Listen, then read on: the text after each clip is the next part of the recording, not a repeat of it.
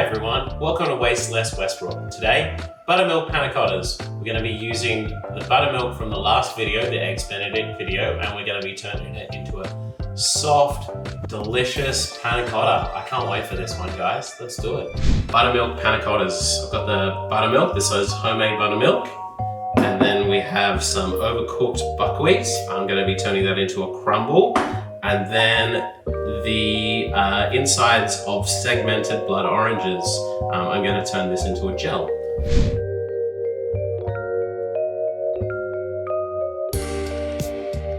So I work at a really busy cafe. One day, accidentally overcooked some buckwheat, and instead of throwing it out, I thought, you know what, why don't I turn it into a dessert? I had this idea to turn it into a crumble. So I put the buckwheat into the oven to dry out the grains. Then once they were dried out, I added it to the food processor with 80 grams of almond meal, 80 grams of brown sugar, 60 mils of coconut oil, and then I gave it a quick whiz. Then I'm going to be adding 60 grams of pistachio nuts because I still want a little bit of crunch and a little bit of texture for the crumble. After it's processed, I'm going to be putting that back onto the same baking tray and remembering to remove my lid from my food processor. Or maybe not, let's just try that again. Spread it out evenly, and then we're going to be placing it back into the same oven set at 160 degrees for a further 15 to 20 minutes until it's lovely, crispy, crunchy, and golden. Now for the first layer of the panna cotta. In a medium to large pot, I'm going to be placing 250 mils of buttermilk, 500 grams of cream, 150 grams of caster sugar, as well as 4 cardamom pods and 1 teaspoon of vanilla. Bring that to a gentle simmer. Then I'm going to be adding 3 grams or 1 teaspoon of agar. Agar sets at 80 degrees, so we're going to have to bring this up to a gentle boil. Pass through a sieve just to get the cardamom pods out and just to make sure all the agar is completely dissolved. And then we're going to pour it into some fancy glasses.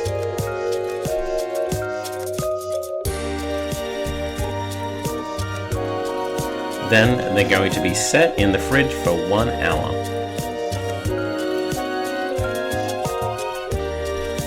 And now we wait. We interrupt regular programming to bring you an orange segmenting lesson. After you've peeled your orange carefully, use a paring knife to carefully cut between each membrane and use the blade of the knife to just lift the segment out. This is going to provide a beautiful garnish for the top of our panna cottas.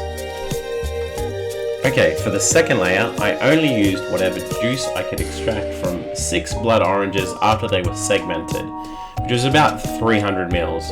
Or you could juice 2 blood oranges for the same result. You're going to place the blood orange juice into a small pot with 30 grams of sugar and bring up to a gentle simmer. Then I will be adding 1 gram of agar. Give that a whisk in.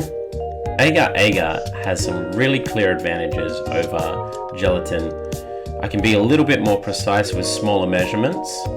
It's also vegan and it sets at room temperature, so I can crack on with that second layer pretty much straight away. The panna cottas have been sitting in the fridge for about an hour now, so I'm going to pour over the blood orange gel on top of the buttermilk layer of the panna cottas.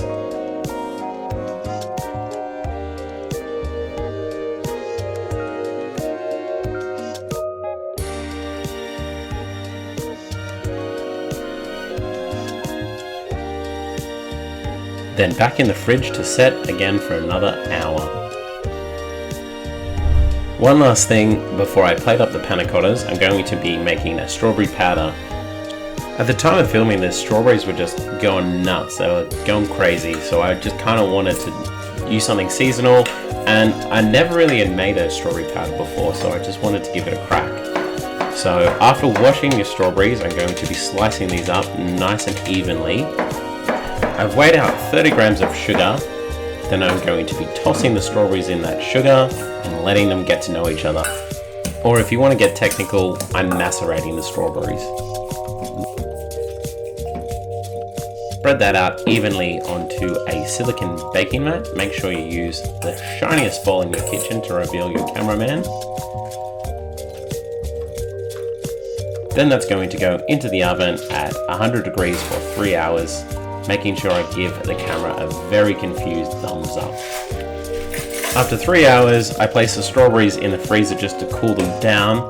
Then I made sure my blender was really nice and cold, but honestly, I'm not sure if this helped because the powder got really stuck to the edges of my jug. I had a look at the final results. It wasn't exactly what I was expecting, but once I tasted it, I was super happy with the results. The panna cottas have come out of the fridge. They're looking absolutely stunning, but there's just one more test we need to do to make sure they're perfect. Look at that jiggle factor. To plate up the rest, I'm simply going to be spooning some of the buckwheat crumble on top, then a little bit of the strawberry powder, and then I'm going to be garnishing it with some of our beautiful segmented oranges from before.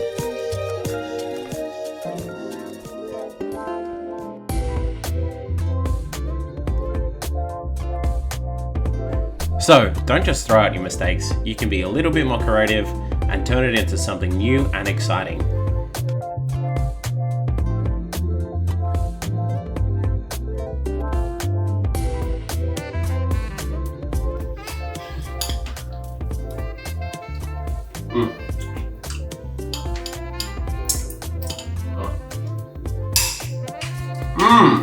That's so good.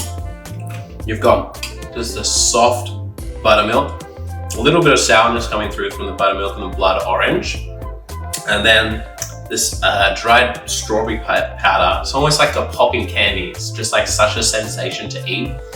And the buckwheat crumble, it's just sensational. Listen to that crunch.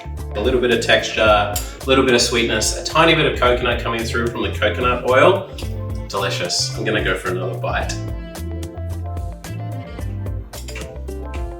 Thanks for watching, guys. Hope you enjoyed the video.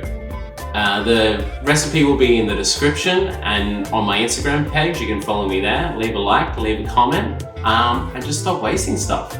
It's pretty easy.